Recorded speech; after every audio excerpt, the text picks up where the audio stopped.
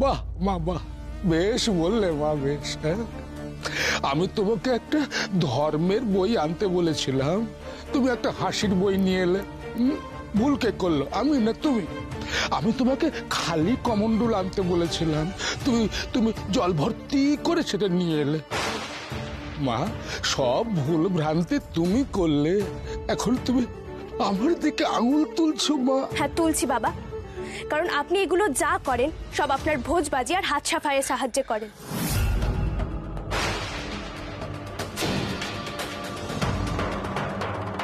আর আপনি কিভাবে শূন্যে ভাসেন সেটা তো এবারে সবাই দেখেছে। সে আপনি যতই নিজেকে আড়াল করুন আর যতই আমাকে দোষ দিন, সবাই বুঝতে পেরেছে যে আপনি কোনো যোগ বলে শূন্যে ভাসেন না, যা করেন আপনার ছলনার দ্বারা করেন।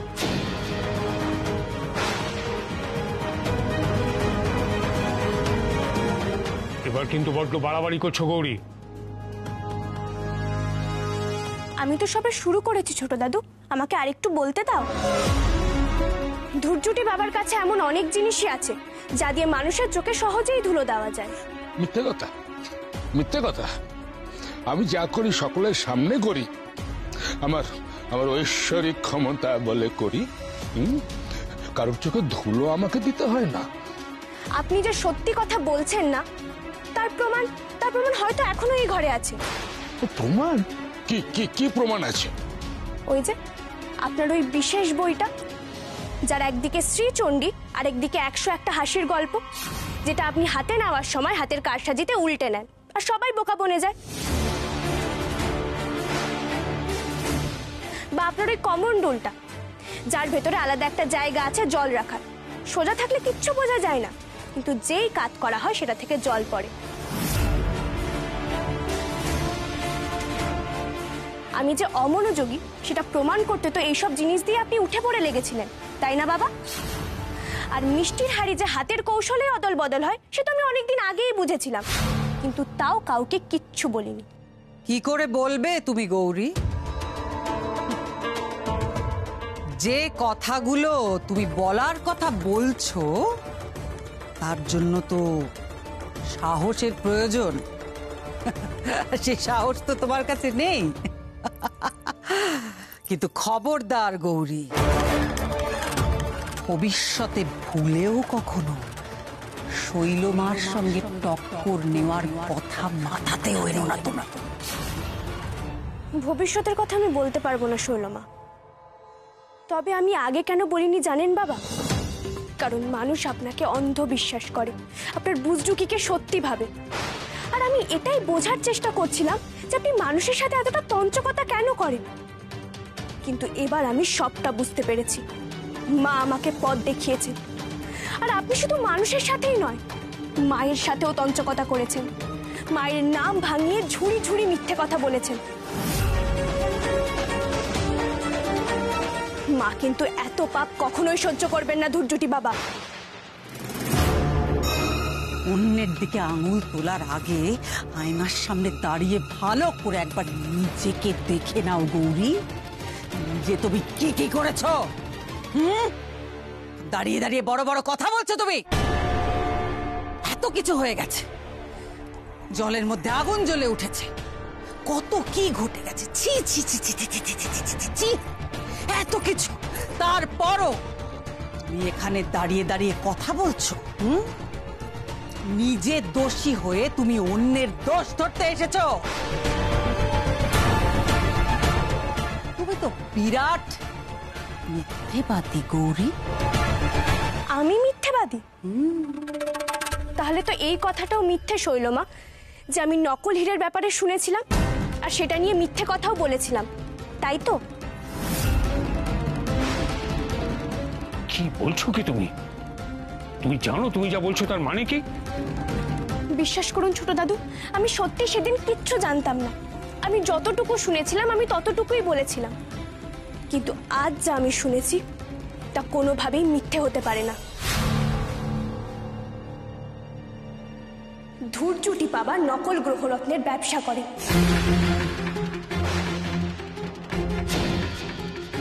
উনি যেভাবে ভক্তদের বোকা বানান সেভাবেই নকল রত্নকে আসল রত্ন বলে চড়া দামে বিক্রি করেন। আচ্ছা, যদি তর্কের খাতিরে ধরেও নি এই ধূর্যটি বাবার নকল রত্নের ব্যবসা আছে, তাতে আমাদের কি? শৈলরই বা কি? আমাদের সঙ্গে তার কি সম্পর্ক? সম্পর্ক আছে ছোট দাদু। সম্পর্ক যদি নাই থাকে তাহলে ধৈর্যটি বাবা কেন বলবেন যে ওনার সাথে আপনাদের ব্যবসায়িক সম্পর্ক আছে? তার মানে ব্যবসার শুরুটা এখান থেকেই। এখান থেকেই নকল রত্ন যায় আর তারপর বাবা সেটা বিক্রি করে। সেদিন তাহলে নকল হীরের কথাটা সত্যি ছিল, তাই না শৈলমা?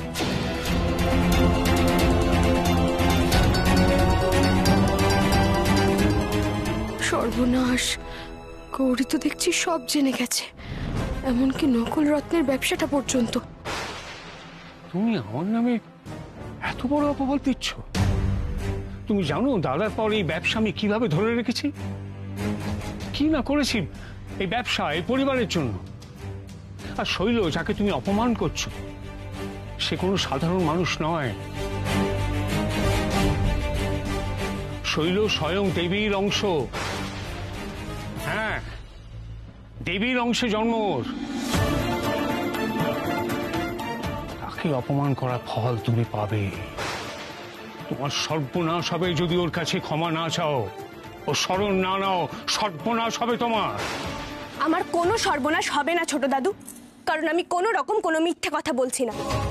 হ্যাঁ, আপনারা জোর করে আপাতত আমার মুখ বন্ধ করে দিতে পারেন, কিন্তু মা সব দেখছেন।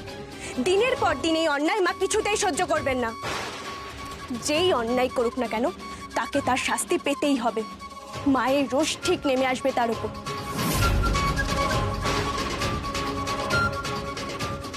আর এরপর তো আমি কিছুতেই চুপ করে থাকবো না, সমস্তটা সবাইকে বলবো। এই পরিবারে আর কিচ্ছু গোপন থাকবে না। গৌরী, গৌরী, গৌরী! শৈলমা, শৈলমা, আপনারা শুনলেন ও কি বলে গেল? হ্যাঁ, শৈলমা, ওকে আটকান, নাহলে কিন্তু সর্বনাশ হয়ে যাবে। ও যদি একবার মুখ খোলে তাহলে কিন্তু তা বন্ধ করতে হবে, মুখ বন্ধ করে দিতে হবে, যাতে কাউকে কিচ্ছু বলতে না পারে। শেষ করে দেব গৌরীকে, আমি শেষ করে দেব। ও জানে না কেউ যদি শৈলমার ক্ষতি করতে চায় তাকে শৈলমা শেষ করে দেয়। আমি আর থাকছি না, এক মুহূর্ত এখানে না। বারবার বলেছিলাম এ মেয়ে সাধারণ মেয়ে না, সাধারণ মেয়ে না। শুনলেনই না, কথাই শুনলেন না। আবার এখন আবার ওই মেয়ের সঙ্গে হয়েছে আরেকটি মেয়ে, যে শুধু হাসে আর আমার দিকে চোখ পাকিয়ে তাকায়, যাকে আবার আমি ছাড়া কেউ দেখতে পায় না।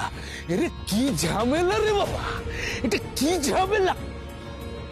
আমি চললাম, আমি এক্ষুনি চললাম এখান থেকে। আমি যাই, হ্যাঁ যাই।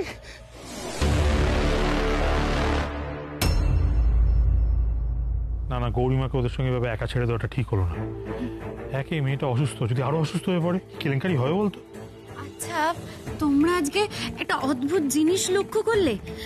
গৌরীর মধ্যে না, মানে গৌরীর চোখে মুখে কেমন একটা অদ্ভুত তেজ দেখলাম, তাই না বলো? হ্যাঁ, ঠিকই বলেছিস। ওকে দেখে মনেই হচ্ছিল না যে অতটা অসুস্থ। যাক বাবা, ঠাকুর রক্ষা করেছেন। কিন্তু আমার খুব চিন্তা হচ্ছে। ওপরে কি হচ্ছে কিচ্ছু বুঝতে পারছি না।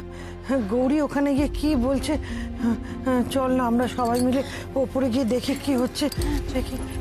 গৌরী, গৌরী, গৌরী, গৌরী, গৌরী, কি হচ্ছিল এতক্ষণ ওপরে? ঠাকুর যে কি বললো তোমাকে? গৌরী, তোমাকে বাবা কি বললেন? সব বলছি, আমি সব বলছি। তোমরা একটু শান্ত হও, তোমাদের সাথে আমার অনেক কথা আছে। গৌরী, তুমি কি সব বলছো বলো তো? হঠাৎ করে ওভাবে তুমি অজ্ঞান হয়ে গেলে, তারপরে কত ডাকাডাকি, জলের ঝাপটা, কোনো কিছুতেই তো তোমার জ্ঞান ফিরছিল না। আমরা সবাই কত ভয় পেয়ে গিয়েছিলাম জানো।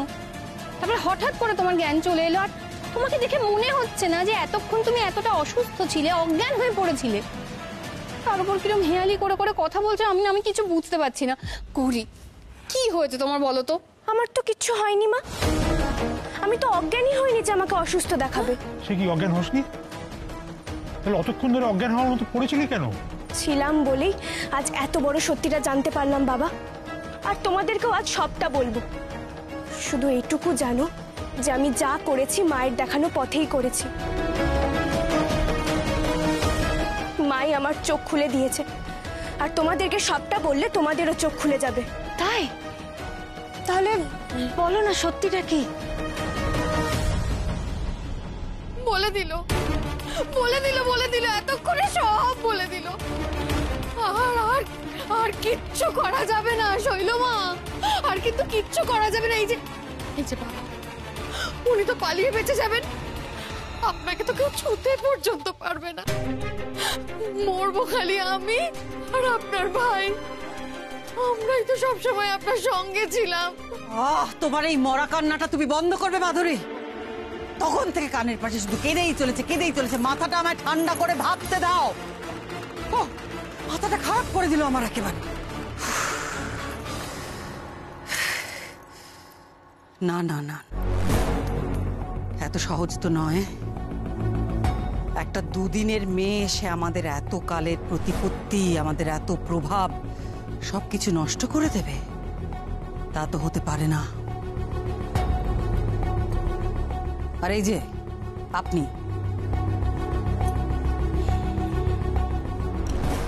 ধৈর্যটি বাবা,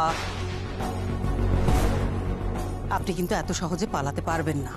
আর ভুলে যাবেন না, পালিয়ে যাওয়া মানেই কিন্তু বেঁচে যাওয়া নয়। তো কি করব আমি? আমার জারি জুড়ি তো সব শেষ। আরে ও তো ধরে ফেলেছে, ওই গৌরী আমার চালাকি তো ধরে ফেলেছে। কি করে আপনার চালাকি ধরে ফেললো সেটাই তো আমার প্রশ্ন। কি করে পারলো? এতকাল তো আপনি এসবই করে চলেছেন, কেউ তো কিচ্ছু বুঝতে পারেনি, কিচ্ছু জানতে পারেনি। আপনি ম্যাজিক করেন না কি করেন, কেউ কিচ্ছু বোঝেনি। হঠাৎ গৌরী সবকিছু বুঝে গেল। আর ওটা কি করেছিলেন আপনি? গৌরীকে বশ করেছিলেন? হ্যাঁ, এই তার নমুনা। আপনার চোখের সামনে মেয়েটা অজ্ঞান হওয়ার অভিনয় করে পড়ে থাকলো, আর আপনি কিছু টের পেলেন না। হ্যাঁ, আপনি হুড় করে সমস্ত কথা ওর সামনে বলে দিলেন। সত্যি কথা বলুন তো, আপনি গৌরীকে বশ করেননি নাকি ব্যাপারটাই জানেন না? মানে কি কথার মানে কি? কি কি আমার সম্মোহনে কোনো ভুল নেই। আমি বারবার বলেছি শৈলমা, ওই মেয়ের মধ্যে বিশেষ কিছু আছে। ও মেয়ে সাধারণ নয়। দেখো চলে গেল। শৈলমা, আচ্ছা, মন দিয়ে ভাবো। আচ্ছা, আমরা সবাই মিলে প্রমাণ করার চেষ্টা করছি তো যে ওই মেয়ের মধ্যে অশুভ কিছু আছে, তাই তো? তাই কিন্তু আমার মন বলছে ওই মেয়ের মধ্যে কোনো শুভ শক্তি আছে, অনেক বড় শুভ শক্তি। না হলে আমার সম্মোহনকে ওই গৌরী উপেক্ষাই করতে পারত না, বশও আমার হতই। থাক, আপনাকে আর গৌরীর গুণকীর্তন করতে হবে না। আপনাকে সম্পূর্ণ অন্য উদ্দেশ্যে আনা হয়েছিল। হবে না, সে উদ্দেশ্য আমার দ্বারা সফল হবে না। আমি গৌরীর সঙ্গে লড়াই করে জিততে পারবো না। আমার মন বলছে এইখানে যদি আমি আর থাকি না, আমার যে কত বড় সর্বনাশ হবে, মানে আমার কল্পনাই নেই। কিন্তু ধৈর্যটি বাবা, আপনি চলে যেতে চাইলেই তো আমি আপনাকে যেতে দিতে পারি না। আপনি আপনার হার মেনে নিতে পারেন, আমি তো মানছি না। আমি এর শেষ দেখে ছাড়বো। একটা কথা ভুলে যাবেন না, গৌরী যদি মুখ খোলে তাহলে কিন্তু কেউ বাঁচবে না। আর আপনি যে ভাবছেন না আপনি এখান থেকে পালিয়ে গেলে বেঁচে যাবেন, সেটা কিন্তু হবে না। তাই আমার কথা শুনুন, মাথাটা ঠান্ডা করুন, তারপর ঠান্ডা মাথায় বসে ভাবুন, ভেবে একটা উপায় বার করুন যে এখন কি করা যায়। বুঝেছেন? ভাবছি, আমি ভাবছি শৈলমা, একটা উপায় আছে, যাতে এক ঢিলে দুই পাখি মারা যায়। একদিকে গৌরী আর তার বাড়ির লোকজনের মন অন্যদিকে যাবে, আর অন্যদিকে আমি যেটা জানতে চাই জেনে যাব।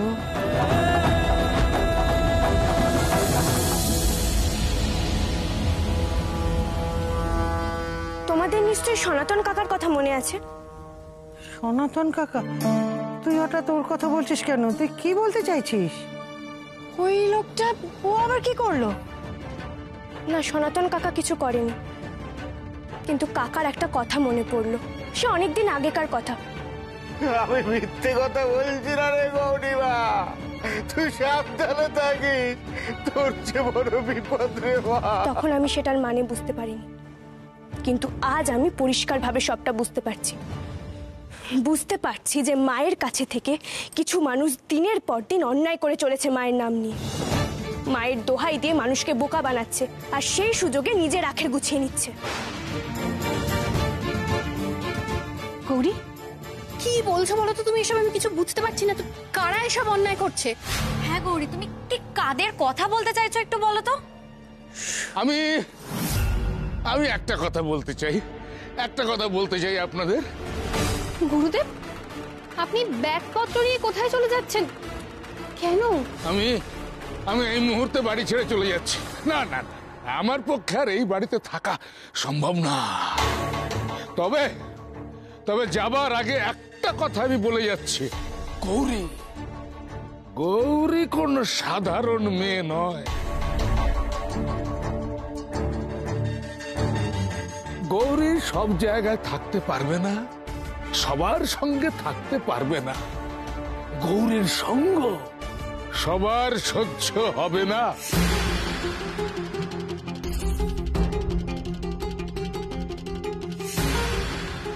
বুঝতে পারলেন না তো? রক্তমুখী নীলা যেমন সবাই ধারণ করতে পারে না, তেমনি গৌরীর সঙ্গ সবার সহ্য হবে না।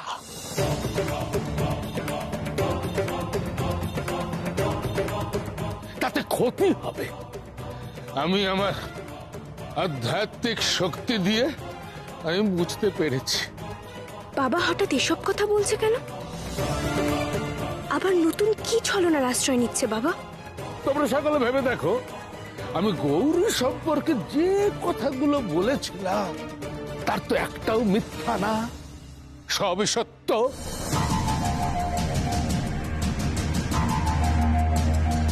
তোমরা না হয় গৌরীর চারপাশে ঘিরে থাকা কালো অশুভ ছায়া দেখতে পাচ্ছ না,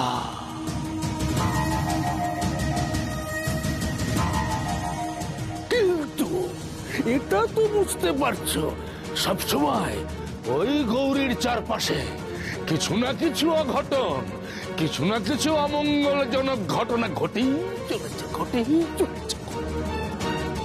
আর ভবিষ্যতে আরো ঘটবে। এই পরিবারের প্রত্যেকের ওপর, প্রত্যেকটি মানুষের ওপর জনে জনে এর অশুভ প্রভাব পড়বে। ধীরে ধীরে গ্রাস করে নেবে গোটা পরিবারকে। এই লোকটা আবার কোন ফোন দিয়ে আসছে মা? আমাকে বারবার অশুভ আধার বলে কি প্রমাণ করতে চাইছে? মাগো তুমি ওকে সফল হতে দিও না মা। আপনি কি বলতে চাইছেন বাবা?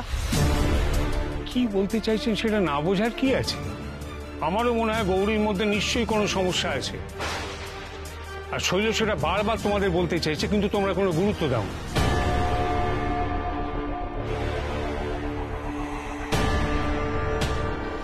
আমি এইটাই বলতে চাইছি যে আমি যদি গৌরী সম্পর্কে সবটা জানতে পারতাম তাহলে আমি বুঝতে পারতাম কিভাবে কোন উপায়ে এই অশুভ শক্তির প্রতিকার করা যায়।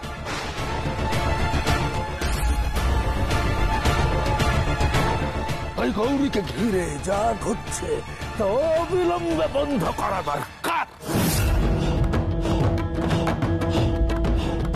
ঠিক যেভাবে রোগের চিকিৎসা করার জন্য সর্বপ্রথমে রোগ নির্ণয় করতে হয়, ঠিক তেমনি গৌরীর সমস্যাটা ঠিক কোথায় সেটা বোঝার জন্য তার ঠিকুজি কুষ্টি সব জানা দরকার। তাহলেই বোঝা যাবে কেন এবং কোন অশুভ শক্তি গৌরকে ঘিরে রয়েছে। আর এর উত্তর কোথায় আছে? আছে ওই গৌরীর জন্ম ছকের ভেতরে। এ আবার কোন নতুন খেলা এরা সবাই মিলে শুরু করলো মা? আমি যে সবাইকে সত্যিটা বলতেই পারলাম না শৈলমা কত বড় অন্যায় করছেন আর ছোট দাদু তাতে মদত দিচ্ছেন।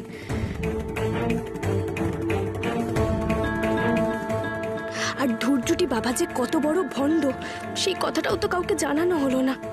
আমাকে শুধু বাড়ি থেকে বের করাটাই তো ওদের উদ্দেশ্য নয়। ধৈর্যটি বাবা একেবারে সঠিক কথা বলেছেন। মানুষের অনেক না জানা প্রশ্নের উত্তর লুকিয়ে থাকে মানুষের কুষ্টিতে। জন্মছক বলে দেয় তার ভবিতব্য। একদম ঠিক, তাই আমাদের বাবার কথা শুনেই চলা উচিত। সবই তো বুঝলাম, কিন্তু গৌরীরও তো কিছু বলার থাকতে পারে।